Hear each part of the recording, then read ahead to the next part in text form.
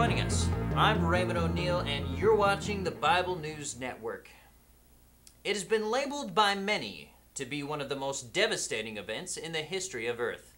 This week, sin entered the world. As a result, there's been a marked overall tendency towards selfishness, irritability, and, well, just plain bad behavior. At the center of the cataclysmic event are the first man and woman who reportedly committed the very first sin when they ate fruit from a tree that God had forbidden. Here is Tad Schultz with the exclusive interview. Ray, I'm here with Adam and Eve, and as you've stated, there has been quite the uproar recently based on their dietary choice. So, you took a couple bites of fruit. What's the big deal?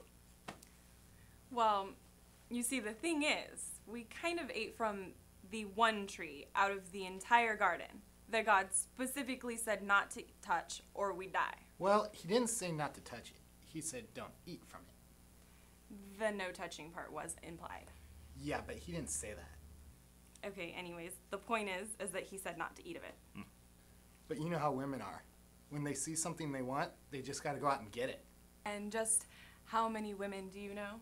Okay, so Eve, could you describe for me what exactly changed your mind? What made you decide to eat the forbidden fruit? I was walking by, and for some reason, I just noticed how unique the tree was. And so I walked over to it to get a closer look. You know, just out of curiosity, I guess. I don't know. I guess the fruit just looked particularly ripe this season. Season? What season do you... Fall. Fall, right. The fall. Anyway, so there I was, just staring at the fruit, and all of a sudden I heard this really friendly voice talking to me. So I looked up, and there was this friendly-looking creature talking to me. Dirty, rotten snake, man. Do I detect a little animosity? So this snake or whatever tells me that I've got it all wrong. He's all like, "You won't die if you eat this fruit. You'll become like God." Mr. Snake sounds an awful lot like a Muppet. She's really good at impersonations. You should hear her do Adam. Yeah, I'm Adam. I eat the forbidden fruit and blame my wife for it. That's actually pretty good. Can you do anybody else? Who else is there? Because we're the only people. Oh, right, yeah. So anyways, being the kind and thoughtful wife that I am, I decided to pick the fruit and then give it to Adam. The fruit already had a bite out of it. Minor details. Look, I was just testing it to make sure that it wasn't poisoned. Besides, he's new here. He should know better. He's been around longer. I'm a man. When a man wants food, his woman goes and gets him food. Funny, because I don't remember you being this chauvinistic before the fall. I was just eating what was ever given to me. You have gone out of your way 1,000,000 times to walk by that tree. You knew exactly what you were doing. Oh, okay. So Eve, could you just, describe to me, you ate the fruit and then what happened? Well, that's when we realized that we were, Buck naked. So, obviously, quickly, we gathered some fig leaves to cover ourselves. They were really scratchy. Really bad. So then God, he finds us, and he tells us that we're cursed, and he banishes us from the Garden of Eden. And as if that's not enough, he places an angel with a flaming sword to guard the garden. A flaming sword? Do you honestly think that's necessary? Come on. So you guys are cursed. Yeah, we were cursed, and he was extra hard on me. I have to work and sweat and toil and labor over food to produce something, and all she has to do is bear children. So, bearing children, what's that? Okay. Well, for how long? I don't see how it could possibly fit with. Oh. Adam, I'm sorry, man. She's got you beat. Yeah. But hey, on the plus side, God did make us these new outfits. Ah, yes, yes, out of the skins of dead animals.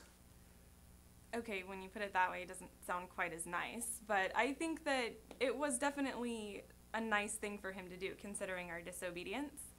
And that's one thing you can say about God, is he always takes care of us, even when we screw up. Yeah, the fig leaves were really scratchy. Well, thank you both for your time. And as it just so happens, I had a chance to interview this angel that is guarding the gates of Eden earlier today. I'm here with Bud, who was handpicked by God for a very, very special task.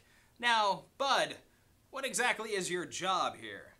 Oh, you know, not much. It's kind of a casual gig that I got from God, just standing around here guarding the Garden of Eden with a flaming sword. Yeah. Wow, Uh-huh.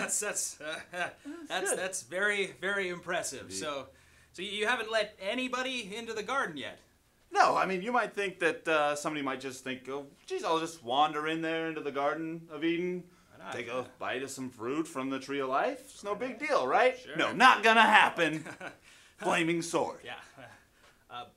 Bud, you got some people there. Oh, that is not happening. Well, it certainly looks like God means business with this new guardian of Eden. Back to you, Ray. Thank you, Tad. One can only imagine what a pivotal role this event will have in Earth's history. One thing's for sure, whatever happens next, you can count on BNN to cover it. Until next time, this is Raymond O'Neill, signing off.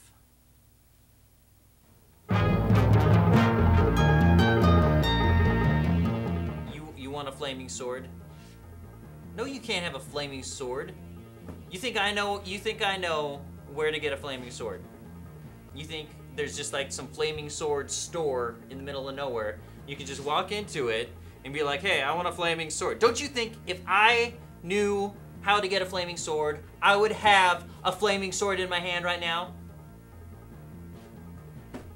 Flaming sword. How old are you? No, you look 12. You're 14. How do you get a job here when you're 14?